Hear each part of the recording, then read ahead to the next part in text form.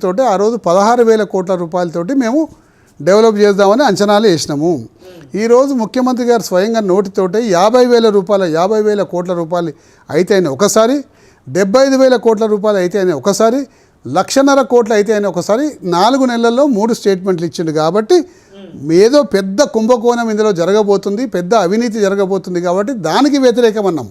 ఇండ్లు కూలగొడతానికి వ్యతిరేకం అన్నాం. మూసీ సుందరీకరణకు వ్యతిరేకం అనలేదు. ఎందుకంటే మూసీ సుందరీకరణ ప్రారంభించింది, స్టార్ట్ చేసింది మా ప్రియతమ మాజీ ముఖ్యమంత్రి గారు కేసీఆర్ గారి హయాంలోనే, కేసీఆర్ గారే నాయకత్వంలో మొదలైంది. మేము ఈ రెండింటిని వ్యతిరేకిస్తున్నాం. ఇండ్లు కూలగొట్టడము, పెద్ద ఎత్తున 50,000 కోట్లు 75,000 కోట్లు అయితే అంత కాదు.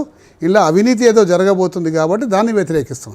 నా బూతు నా బాధ్యత అని ఈ కార్యక్రమం ఏంటి? అసలు ఈ కార్యక్రమం ఉద్దేశం ఏంటి? దానివల్ల ఉపయోగం ఏంటి? నా పోలింగ్ బూత్ నా బాధ్యత అనేది ఒక కార్యక్రమాన్ని ఏర్పాటు చేసినాము. బూత్ స్థాయిలో ఉండే కార్యకర్తలకు శిక్షణ కార్యక్రమం ఏర్పాటు చేసినాము. ఈ బూత్ ఎంత ప్రాముఖ్యతమైనది, మీరు ఎంత ప్రాముఖ్యత అయిన నాయకులు, మీకు అది ఆ బూత్ మీ చేతిలో పెడుతున్నాము. దాన్ని జాగ్రత్తగా నడుచుకోండి. అక్కడ ఉన్న వాళ్ళందరినీ పరిచయాలు పెంచుకోండి. ఎవరు ఉన్నారు, ఎవరు లేరు, ఎవరు ఖాళీ చేసిన, ఎవరు చనిపోయిన వివరాలు మాకు ఇవ్వండి. ఇవన్నీ కూడా చెప్పి ఈ బూత్ బాధ్యత మీది అని చెప్పేసి ఆ కార్యక్రమం శిక్షణ శిబిరం ఏర్పాటు చేసినాము. ఆ శిక్షణ శిబిరానికి కేటీఆర్ గారు వచ్చిండ్రు. వచ్చి బాగా చూసి బాగా మంచి కొత్త ఆలోచనతో పెట్టింది, బాగుందని చెప్పేసి చెప్పడం జరిగినుండే. సో ఆ విధంగా ఏర్పాటు చేసినాం అంతే. కొంతమంది కార్పొరేటర్లతోటి చీకటి ఒప్పందం పెట్టుకున్నాడు ఎమ్మెల్యే గెలవడానికి. ఇప్పుడు రానున్న జిహెచ్ఎంసీ ఎన్నికల్లో వాళ్ళను గెలిపించుకునే ప్రయత్నం చేస్తున్నాడు. బీఆర్ఎస్ పార్టీ తరపున డమ్మీ క్యాండిడేట్ నిలబెట్టబోతున్న ప్రచారం కూడా జరుగుతుంది. నేను ఎప్పుడు ఆ చిల్లర రాజకీయాలు చేయాలండి. స్ట్రేట్ ఫార్వర్డ్ కొట్లాడతా. నా శత్రువైనా సరే అతను నాశనం కావాలని కోరుకోను, అతని మీద గెలవాలనుకుంటా. అంతేగాని నాశనం కావాలి, లేకపోతే చీకటి ఒప్పందాలు, ఏదో చీకటి ఒప్పందాలు చేసుకుని నా వాళ్ళకు ద్రోహం చేయాలని చెప్పడం. ఫైట్ చేస్తా, గెలుస్తా. అంతేగాని చీకటి ఒప్పందాలు చేసుకుని నా వాళ్ళని ఓడగొట్టాలి, ఇవన్నీ చిల్లర రాజకీయాలు నేను చేయను కూడా చెయ్య. నేను బతుకున్న రోజులు ఆ రాజకీయాలు చెయ్య.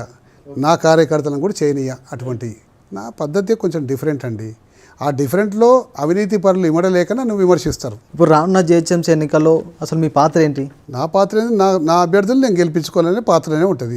అదే ప్రయత్నంలో ఉంటాం. మీ నియోజకవర్గ ప్రజలకు మీరు ఇచ్చే సందేశం ఏంటి? ఎమ్మెల్యే పదవి అంటే ఇదేదో అంగు ఆర్భాటం ప్రదర్శిస్తుంది కాదు, ఇది ఒక బాధ్యత. నాకు ప్రజలు ఇచ్చిన బాధ్యతని, ఆ బాధ్యతను వినమ్రంగా వినయంగా నెరవేర్చే పనిలో ప్రస్తుతానికి ఉన్నా. భవిష్యత్తులో కూడా అదే పనిలో ఉంటా. మీరు నాకు గెలిపించి శాసనసభకు పంపించిండ్రు. మీ నమ్మకాన్ని వమ్ము చేయకుండా పనిచేసి ఈ ప్రాంత అభివృద్ధికి కృషి చేస్తాను. ఇది నాటి ప్రశ్న వేదిక కార్యక్రమం చూస్తున్నాను అండి. రాజ్ న్యూస్ మరో గెస్ట్తో మళ్ళీ కలుద్దాం.